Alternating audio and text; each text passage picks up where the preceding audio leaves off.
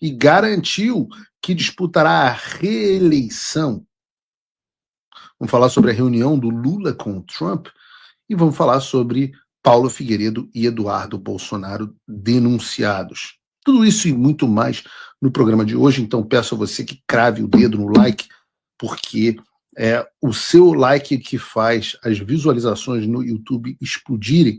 Já no X tem aquele botãozinho que não custa nada você apertar, aquela setinha do RT, que faz com que o vídeo chegue para mais e mais pessoas. Mas o mais importante é sempre mandar o programa para os amigos e para os inimigos, porque esse é o Paulo Figueiredo Show. Figueiredo, Figueiredo. Figueiredo, Figueiredo.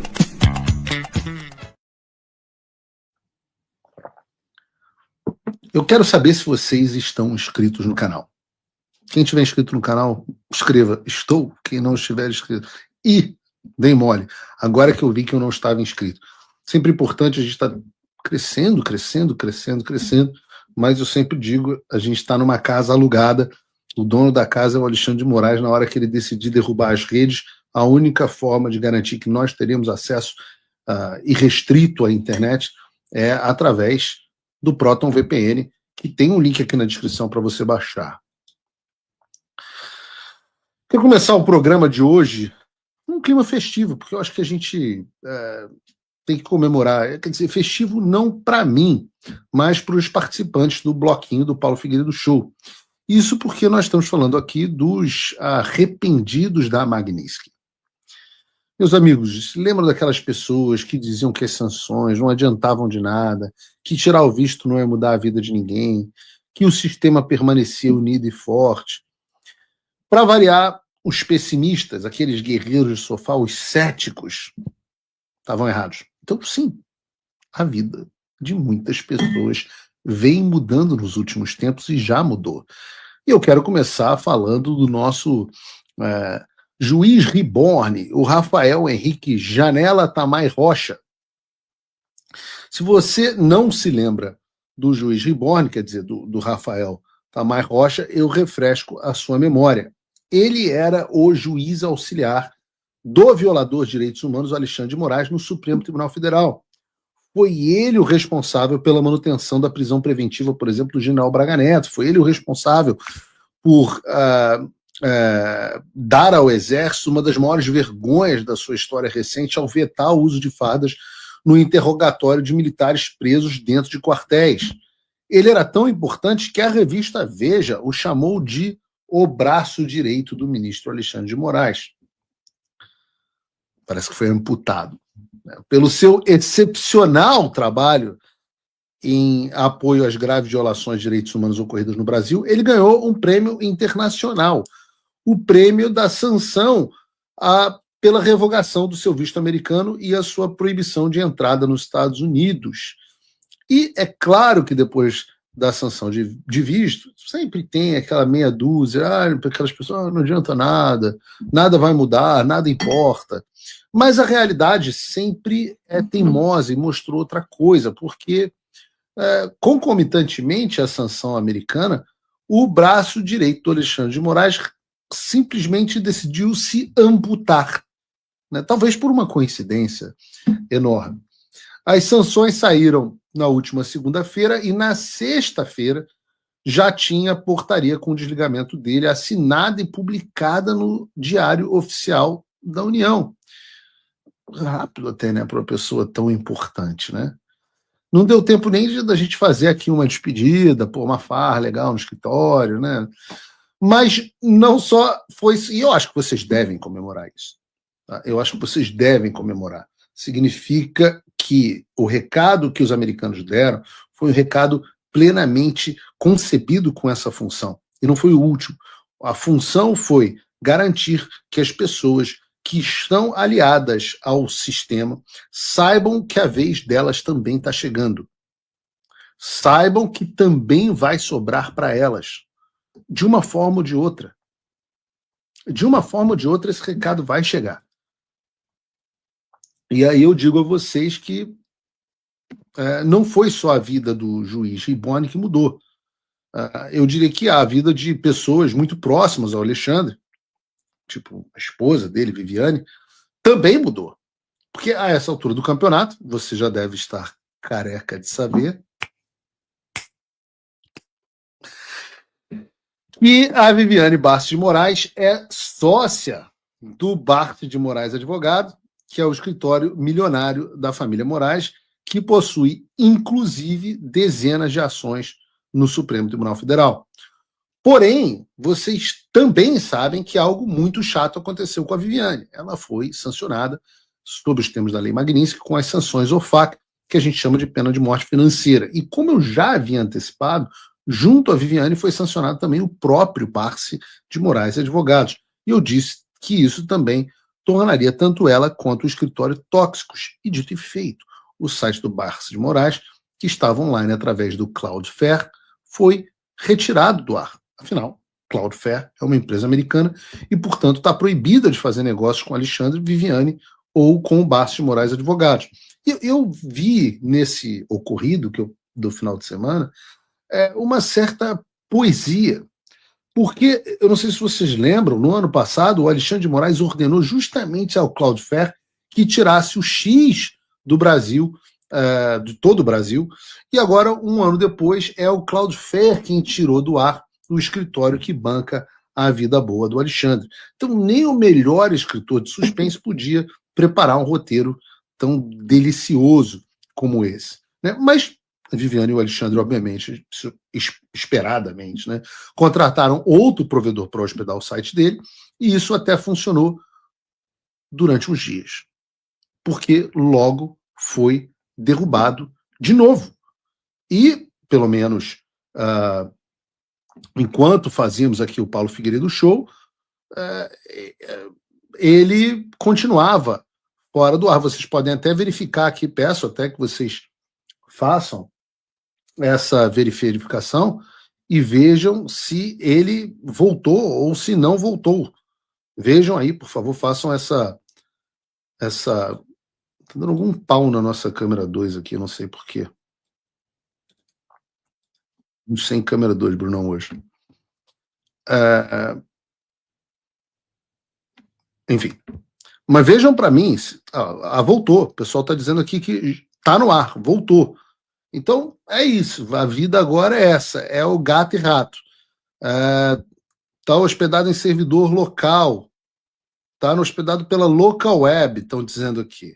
Empresa brasileira. Hospedou no Brasil. Agora é isso, né? Agora é chato, porque agora vai ter que fazer isso. Eu sempre falo, vai acontecer a mesma coisa com o iPhone. Então agora vai ficar entrando e saindo, entrando e saindo, entrando e saindo. Mas que coisa, hein, Alexandre? Que coisa, hein, Alexandre? Chato quando isso acontece, né? E você aí que é cliente do Barça de Moraes e tem algum tipo de operação ou ligação com os Estados Unidos, cuidado. Porque as empresas que violarem a proibição de fazer negócio com eles também vão pagar um preço alto. Mas para fechar não para fechar, mas para continuar essa lista das pessoas cujas vidas mudaram, e muito, depois das sanções, a gente tem também ninguém menos do que Luiz Roberto Barroso, que disse tá agora arrependido. Arrependimento é uma coisa bonita. Bota um vídeo aí para eu reagir, Brunão. O que foi dizer vencemos o bolsonarismo, né? A frase foi... A frase... O senhor lembra bem? Não, eu lembro bem, porque como é a única coisa que eu vi há 12 anos e 3 meses, é a única coisa que eu verdadeiramente me arrependo. E aí, há muitas razões para isso. A primeira é que quando eu falei, primeiro eu preciso contextualizar. Foi num congresso da Uni, em que eu aceitei debater regulação de redes sociais, mas quando eu ia começar a falar, o palco foi... O que caceta tá fazendo num congresso da Uni, né? A Uni que é uma organização estudantil política da esquerda, mas continuemos. 30, 40 pessoas de oposição à gestão da Uni, e que atendia pelo sugestivo nome de fagulha revolucionária trotskista. E quando eu comecei a falar, eles começaram a Que gente bacana. bater, soprar corneta, bater bumbo e a gritar para me impedir de falar. Eu aguardei um pouco, não pararam, aí eu comecei a gritar para ver se as pessoas que estavam querendo, tinha 1000 pessoas, e quem estava me impedindo de falar eram 30, 40 pessoas. Mas aí chegou uma hora que eu desisti, porque era impossível fazer a minha voz prevalecer sobre a gritaria. E foi quando eu falei, para vocês estarem aqui fazendo esse papel, nós derrotamos a ditadura, nós derrotamos a tortura, nós derrotamos a censura, nós derrotamos o bolsonarismo. Esta frase foi infeliz, por algumas razões. A primeira é que deu a impressão que o nós era o Supremo, nós era a sociedade brasileira. Isso foi logo depois das eleições e o presidente não tinha sido eleito. Segundo, porque até meu modo de ser, eu nunca faço um argumento personalizado, fulanizado. O que nós derrotamos mesmo foi o extremismo, foi uma forma intolerante, agressiva, grosseira de se fazer política. Quando você fulaniza, você faz uma generalização ruim. Eu me referia só aos extremistas. Milhões de pessoas votavam no ex-presidente. De modo que foi uma falta de respeito com as pessoas que votaram legitimamente no presidente dizer aquilo. Eu liguei para a minha assessora de comunicação social, que é a Mariana, e falei, Mariana, deu ruim aqui. Eu, na circunstância aqui cercado, palco cercado, uma coisa bem agressiva, produzi uma frase ruim. Só que estava tanto barulho que eu acho que ninguém ouviu. Só que, não, mas o que aconteceu? Ninguém ouviu. Só que um site de notícias conseguiu, por um processo tecnológico qualquer, separar a minha voz do barulho externo. E então, o que ele fez? Tirou o barulho externo, então parecia eu gritando. Nós derrotamos. Porque, evidentemente, sem barulho externo, gritando, parece que eu estava fazendo um comício, eu estava só tentando ser ouvido. Foi muito ruim. Entendi. Quer dizer, então, Barroso, que quando você disse que derrotou o bolsonarismo, acabou dando a impressão de que você estava falando que havia derrotado o bolsonarismo. Entendi. Quando a gente fala as coisas, dá a impressão de que a gente está falando as coisas que a gente fala. Você vê como é que é um negócio curioso? Essa coisa de comunicação, né? Uma coisa curiosa, você falou que derrotou o bolsonarismo. Aí as pessoas entenderam que vocês tinham derrotado o bolsonarismo logo depois das eleições. Eu imagino que perdeu o Mané também, não a Mola, também tenha sido ali, num momento, né? A pressão, eu fico bonito, eu acho bonito esse arrependimento, apesar de parecer um pouco cara de pau, né? Eu fico só preocupado porque tem essa história de que você estaria discutindo deixar o Supremo Tribunal Federal. Vejam esse trecho da entrevista para a Globo News. As suas pretensões profissionais, ministro, o que esperar? Tem muito político aí interessado aí em vaga no Supremo, não dá para perguntar, deixar de perguntar, né? Não, Vitor, eu já disse isso, e vou dizer com toda a franqueza, quando minha mulher era viva ainda, já estava doente, eu tinha um ajuste com ela de sair depois da minha presidência e aproveitar ainda um restante de vida que ela pudesse ter para a gente passear e, enfim, eu ter mais atenção para ela, que a vida no Supremo absorve demais. Essa motivação eu já não tenho. Nesse momento, eu vou ser muito sincero para você, eu vou fazer um retiro espiritual no final de outubro, eu não consegui sair antes. De quanto tempo, ministro? Uma semana. Uma semana? Uma semana. E aí, eu vou decidir. Eu sou feliz do Supremo, tenho uma relação bacana com os meus colegas, gosto do meu trabalho. Às vezes tenho a sensação de já ter cumprido um ciclo. Eu gosto de vida acadêmica, como você sabe, tinha alguns convites nos Estados Unidos, tem convites de outras partes do mundo. Não tenho vontade de viver fora do Brasil, mas eventualmente ir aqui e ali. Eu realmente não... Dos Estados Unidos... Paris? Embaixador em Paris não é uma das minhas cogitações. Até liguei para o embaixador Ricardo Neiva, que é meu amigo, para dizer que eu não quero o lugar dele, nem o de nenhum embaixador. Se for para ficar no setor público, eu ficaria no Supremo. O Supremo tem muitas coisas boas, inclusive a visibilidade na participação no debate público. Mas me limita muito. De influência, né? Limita o que eu posso dizer, limita como eu posso me comportar. É mesmo? Quem vê não percebe não, Barroso. Quem, assim, olhando daqui de onde a gente está, a gente não vê essas limitações, não. Isso é você limitado? Esse é você limitando a forma de fala e comportamento? E tem um lado negativo, o Valdo e Victor e Márcio, é a exposição das pessoas de quem você gosta. Então, minha mulher sofria imensamente, porque as pessoas atacavam o Instagram dela, meus filhos, todo mundo acompanhou. Nenhum passou nenhum constrangimento, felizmente, mas assim, um nível de maldade na rede social, de uma maneira geral, os ataques, ter que andar na rua cheio de segurança. Essa é a parte, é o contraponto a uma participação com visibilidade no debate público. Essa história de ataque, xingar filho das pessoas tem que acabar, viu, pessoal? Então, eu já falei isso. Uma coisa é o filho dele perder um privilégio de vir aos Estados Unidos pelas ações do pai. Uma outra coisa, até análoga, é, por exemplo, Viviane ou os próprios filhos do Alexandre, que também podem ser sancionados, ou pessoas que tenham relações comerciais com o pai e acabem ajudando financeiramente e sofram sanções, como foi o caso da Viviane. Outra coisa O sujeito tá andando na rua e você sai xingando ele. Isso é uma coisa horrorosa. Você veja, os petistas podem me odiar e espero que não façam o que fizeram com o Charlie Kirk. Mas ainda assim, se me odiarem, me xingarem, etc, etc, eu confesso que eu ainda não passei por isso, mas imagino que poderia passar se fosse o Brasil. O que as minhas filhas têm a ver com isso? Absolutamente nada. Minhas filhas, inclusive, Deus me livre e guarde, bate na madeira aqui 3 vezes, elas poderiam ser até esquerdistas no futuro. Então não faz negócio de atacar. Eu ouvi uma história, e eu não sei se é verdade, e aqui no Paulo Figueiredo Show, o que é fato, o que é rumor é rumor. Eu ouvi a história de que, na verdade, o filho do Barroso tentou embarcar para os Estados Unidos de Londres e não conseguiu. Eu ouvi essa história. Não é que não houve constrangimento. Houve constrangimento, sim. Tentou voltar para os Estados Unidos e deu de Londres e deu com as portas na cara. Isso é a história que eu ouvi. Né? Se é verdade ou não, eu não sei. Mas né, você vê como são as coisas. Quem vê o Barroso falando assim, manso, né, vai para um retiro espiritual. Espero que não seja com João de Deus, acho que não é. Mas indo para um retiro espiritual, dizendo que está pensando em deixar o Supremo e tal, nem parece aquele cara, né, do perdeu mané, do eleição não se ganha, se toma, do, como a gente mostrou, derrotamos o bolsonarismo. O tom do Barroso baixou, né? O Barroso agora está meio borroso, talvez, né? Um pouco mais moderado. E eu diria que não é só o Barroso, porque antes os integrantes do regime nos tratavam como piada, e agora eles são obrigados a engolir o gosto amargo, que é o resultado do nosso trabalho.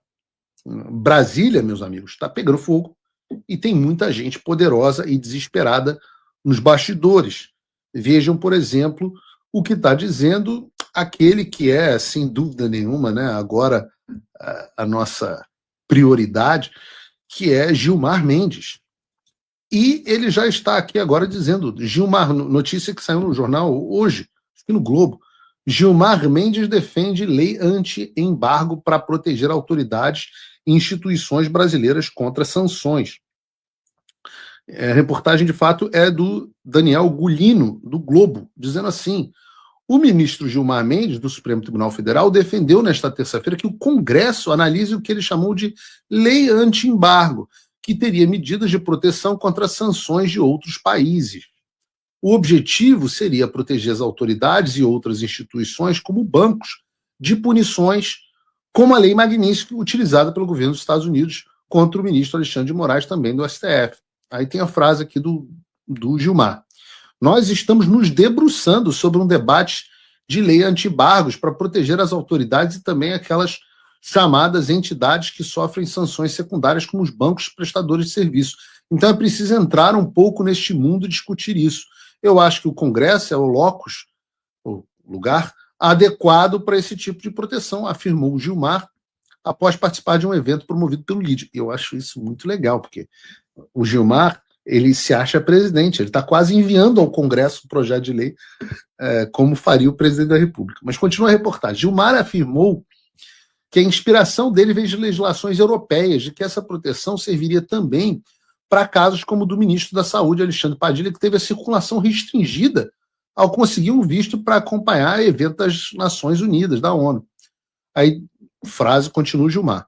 Na Europa existem várias discussões sobre isso e várias decisões sobre isso, tendo em vista embargos que são aplicados em Cuba, embargos que são aplicados ao Irã, e como recentemente houve não só a cassação de visto de autoridades brasileiras, o episódio do ministro da Saúde, mas também a aplicação da Magnitsky dos nossos colegas, isso é um fenômeno que também está ocorrendo com autoridades europeias. E eu achei muito bacana tudo isso que o Gilmar falou, né? A primeira parte que eu achei bacana é a parte onde eu pergunto para vocês, Galvão, sentiu, né? Porque realmente o Gilmar parece estar preocupado, está se debruçando sobre esse assunto, né? O problema, Gilmar, eu acho bacana que você comece a estudar Lei Magnitsky agora, eu já estou estudando há um pouquinho mais de tempo que você. Então eu quero aqui te atualizar que você está trabalhando com a premissa falsa, na qual muitos brasileiros ainda acreditam, que é a realidade de que se pode dobrar leis. No Brasil, você tem muito disso, né? Afinal, a lei garante a todos saúde, educação, moradia, segurança e tudo mais quanto for possível, mas na prática, obviamente, isso não acontece. Acreditar que aprovar uma lei contra sanções internacionais vai ter algum poder de evitar as sanções americanas é mais ou menos como se você acreditasse que aprovar uma lei contra a lei da gravidade vai poder permitir que você pule de um prédio e caia para cima, sem se arrebentar todo no chão. E eu digo a vocês que os Estados Unidos vão continuar aplicando essas sanções, e as empresas que quiserem continuar com acesso ao mercado americano, que não queiram pagar multas, que não queiram ser responsabilizados nos Estados Unidos, elas vão continuar, Gilmar, cumprindo as sanções que foram aplicadas. Você pode passar quantas leis quiser contra isso no Brasil, porque a realidade não vai mudar. O que a lei exige. Já que você quer se debruçar no caso da Europa, eu também me debrucei. E lá eu quero te dar um spoiler. Essas coisas também não funcionaram. Porque, na prática, as leis europeias contra os embargos comerciais são mais uma declaração política do que um instrumento de poder real. Veja, por exemplo, em 1996, a União Europeia criou o Regulamento 2271, justamente para anular, isso que você está falando, o efeito extraterritorial das sanções dos Estados Unidos. E o que dizia esse regulamento? Dizia que, as empresas europeias não poderiam obedecer às sanções americanas, e 2, qualquer decisão americana contra uma empresa europeia baseada nessas sanções não teria validade nos Estados Unidos. A terceira coisa que dizia é que empresas punidas pelos Estados Unidos poderiam ajuizar ações no judiciário europeu para recuperar essas perdas. E era uma teoria maravilhosa para os europeus, essa aí que você está estudando. Eu só recomendo que veja a prática, porque na prática, grandes bancos, empresas multinacionais europeias seguiram na risca as sanções americanas, mesmo assim. Eu sempre cito o caso aqui do BNP Paribas, da França, o banco, que em 2014 aceitou pagar quase 9 bilhões de multa de dólares, mais de 50 bilhões de reais ao Tesouro americano, justamente por violar sanções contra o Irã, Cuba e o Sudão. E nenhuma lei europeia conseguiu protegê-los, e assim foi também com a HSBC, com o Deutsche Bank, com a seguradora ING, com outros bancos europeus que já pagaram multas bilionárias por violar sanções dos Estados Unidos, mesmo tendo, teoricamente, a proteção que você está falando da lei europeia. Em 2018, por exemplo, quando o Trump saiu do acordo nuclear com o Irã e impôs novas sanções ao Irã, várias empresas europeias que tinham contratos com o Teherã, como a Total, a petrolífera francesa, a Siemens, a alemã, e várias companhias aéreas, por exemplo, simplesmente cancelaram os negócios dela no Irã, mesmo com a proteção da lei europeia, justamente para não perder acesso ao mercado americano. Ou seja, na hora H, o que as empresas fazem é um cálculo. É melhor perder o mercado iraniano, ou o mercado brasileiro, do que perder o mercado americano e o acesso ao dólar. Então, sobraram as pequenas empresas, com pouco ou nenhuma exposição ao sistema financeiro americano, que continuam com algum comércio limitado com Cuba ou Irã, mas os grandes players sempre seguiram os Estados Unidos. Então, Gilmar, o resumo é que essas leis até enfrentam os Estados Unidos na teoria, mas na prática não adiantam de nada. O Brasil pode copiar e o efeito vai ser até menor, porque o Brasil não é a Europa. Os bancos e as multinacionais vão cumprir as sanções americanas, as empresas de tecnologia vão cumprir as sanções americanas e a lei brasileira vai servir para discurso político de vocês contra o Washington. Mas, na prática, teu dinheiro vai ser retido, tua vida vai ser ferrada, seus escritórios, seus institutos serão destruídos.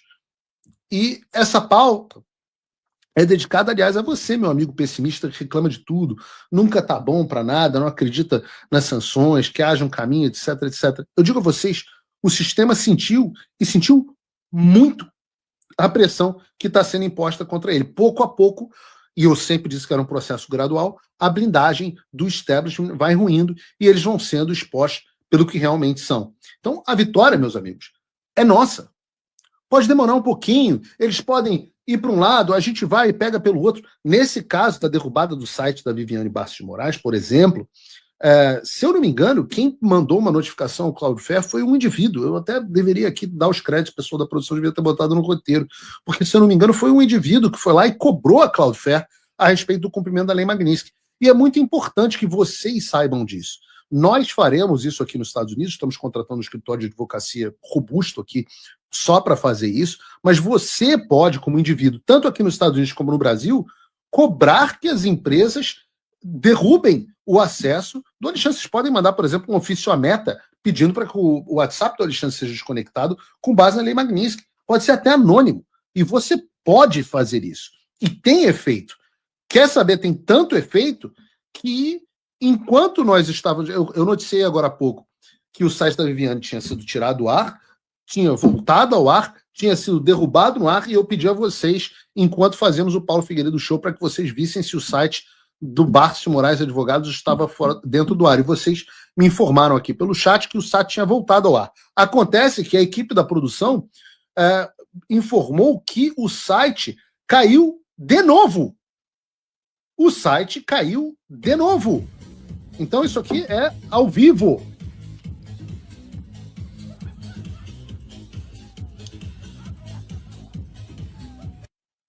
Brunão trouxe o Dimitri de volta. Dimitri, o site da Viviane caiu de novo. Mais uma vez. Ué, né? Eu achei. Chequem aí no site, se vocês estão conseguindo abrir. Vejam aí. Ao vivo. Bota aí de novo pra gente, ao vivo, Bruno. Bota ao vivo. Quero abrir. Esse tá ao vivo? Esse é o navegador? Eu quero o navegador. Porque pode voltar de novo a qualquer momento. É o que eu falo. Entra e sai. Entra e sai. Entra e sai. Viviane. Viviane. A vida dura, rapaz. Sabe quem sai e depois não entra? Os clientes. Saem e depois não entram. Agora, para que tudo continue caminhando bem, é necessário, eu sempre digo, nós somos aqui a artilharia. Nós somos a artilharia. Nós fazemos a nossa parte. Então, é importante que quem está na infantaria precise continuar fazendo a sua parte para que a gente ganhe e ocupe o território inimigo. E, de vez em quando, a gente vê que tem gente dentro da infantaria fazendo cagada. E por isso que eu fiz questão de destacar ontem, no post do X, um acordo de bastidores que estava sendo proposto, que chegou até Eduardo Bolsonaro e eu, o Eduardo Bolsonaro, eu e Eduardo Bolsonaro e a mim. E o Eduardo, inclusive, gravou logo em seguida um vídeo e os dois viralizaram. Né? Quando eu vi o post, tinha tido centenas de milhares de visualizações. E o que eu dizia, o que eu trazia ao público era justamente a mais nova estratégia genial que estava sendo proposta a setores do bolsonarismo, que seria votar favoravelmente ao projeto da dosimetria do Paulinho da Força e apresentar junto um destaque com a ideia da anistia que nós queríamos, ampla, geral e restrita. Para quem não conhece, isso é realmente uma coisa meio chatinha, é o funcionamento da Câmara. Eu vou explicar para vocês. Esse negócio de destaque, o destaque ele é um instrumento regimental que se usa para modificar, para suprimir ou para acrescentar trechos a um projeto de lei. Então, você tem um projeto de lei principal e junto você vira e fala assim, não, além disso nós queremos acrescentar e votar estas mudanças, ou retirando um trecho do projeto, ou modificando um trecho, ou acrescentando um texto, etc, etc. Esse é o destaque. E a ideia, então, era aprova a dosimetria e acrescenta-se destaque. Poxa, que grande ideia, né? Parece uma ideia maravilhosa, né? Spoiler. Não, é uma ideia de merda. E aqui a gente tem a divisão de dois grupos. Tem os meio tapados, que não entenderam o que estava acontecendo e as suas consequências óbvias, e os espertos, que sabiam exatamente onde isso ia dar. Por quê? Porque, na prática, o PL não tem voto para aprovar o destaque. E mesmo que tivesse, mesmo que o PL conseguisse os votos, o Lula eventualmente vetaria esse destaque. E o que sobraria no fim? Exatamente o projeto da dosimetria do Paulinho, limpinho, do jeito que o Alexandre quer, do jeito que o establishment quer. Só que o pior, sobra o projeto limpinho com a pressão política interna e internacional esvaziada. Porque toda essa manobra, ela está sendo feita justamente porque o sistema sentiu. E eles estão buscando uma forma de baixar a pressão, enquanto eles ficam livres para fazerem os seus acordos de poder. E isso com a chancela de parte até do bolsonarismo, que poderia posar de fiel e dizer à sua base, olha, nós tentamos, mas perdemos. Então, o famoso somebody love no eleitor. E por que eles precisam dar esse somebody love? Por que precisa essa desculpa? Porque eles sabem, como mostrou, aliás, uma enquete que eu fiz no X, e fiz aqui no Paulo Figueiredo Show também, que 90% da base de eleitores deles, são vocês que nos assistem, é contra a dosimetria. Vocês, em sua maioria, e podem dizer se eu estou aqui no chat, concordam ou não, preferem nada à dosimetria. Se for dosimetria ou nada, o que vocês preferem? Dosimetria ou nada? Vocês podem responder aqui no chat.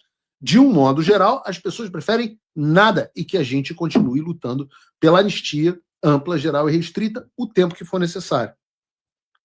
E por isso, eu tenho deixado um recado claro. Todas as estratégias de bastidores desse tipo contra a anistia que chegarem aos meus ouvidos, e chegarão, serão expostas publicamente. Se você é um verme ou um homem sem espinha dorsal, o público precisa saber. Não importa a sua posição. Você pode ser o presidente ou pode ser o deputado menos importante. Você será exposto. Eu não tenho compromisso com absolutamente ninguém, exceto com a verdade e com a libertação do Brasil. E eu acredito que o que liberta, o presidente Bolsonaro falava isso sempre, né? Citava o Evangelho de São João dizendo: conheça a verdade e ela vos libertará, né? Então, a verdade liberta. Podem tirar o cavalinho da chuva. Podem tirar o cavalinho da chuva. Da minha parte e da parte do Eduardo Bolsonaro, não há cenário algum sem anistia que a pressão baixe. A pressão vai continuar. E eu fiquei impressionado porque no final, depois, mais de 1 milhão de pessoas, 1 milhão de pessoas visualizaram o meu texto e o vídeo do Eduardo sobre isso. E graças a vocês, eu tenho que dizer hoje, a atualização para vocês, é que essa ideia foi jogada para debaixo do tapete. A gente acende a luz e sempre as baratas e os ratos se escondem. Isso porque a resposta que eu tive hoje é de que a estratégia de fato foi enterrada, e eu posso dizer aqui no Paulo Figueiredo Show que me parece que nós temos a questão fechada da oposição de que é ou anistia ou nada. Isso que vocês estão pedindo aqui no chat. Agora, me parece que a questão fechada dentro da oposição é anistia ou nada. Isso é fundamental. Porque nós temos que nos unir em defesa do que nós queremos. Vocês sabem que tem uma discussão agora engraçada, que é o medo de que o governo vote em favor da dosimetria com o Centrão e aprove o PL? Imagina, o